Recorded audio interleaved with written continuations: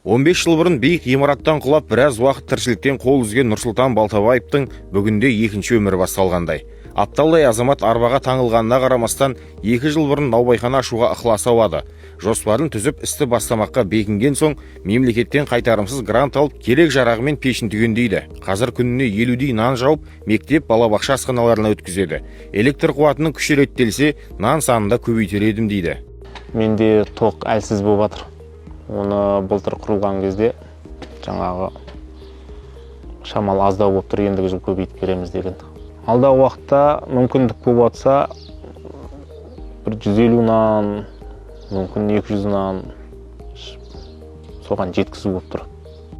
Ал жарнама агенттігіне 2 ай бұрын келген Пернеханның негізгі мамандығы көркем өнер. Бүгінде шұғылданып жүрген жұмысы бұл саладан алыс емес. Ол Саурандағы ең үлкен жарнама агенттігінде түрлі тақырыптағы баннерлерді, стендтерді шығарумен айналысады. Қоғамдық жұмыс жобасы арқылы 2 қолға бір күрек тапқан азамат техника тілінде оңай меңгерген.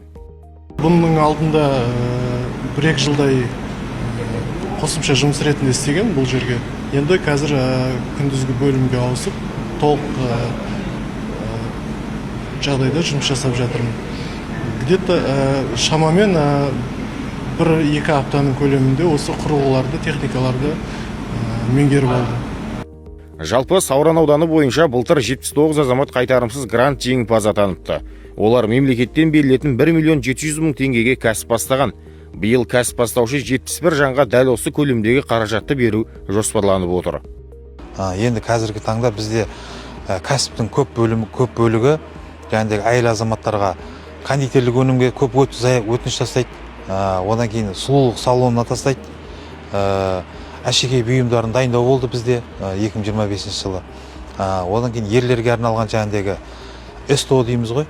Жаңағыдай көліктерді жөндеу орындарын ашу, ат әбзелдерін өз қолымен жасайтын бар екен. Сол Оранғай ауылынан сол жерден алды бір азамат. Ал қоғамдық жұмыс бағдарламасымен осы жылы 278 азамат түрлі мекемеге жұмысқа орналасқан. Бұл жобаға жұмыссыз жүрген 18 жастан асқан кез келген азамат қатыса алады.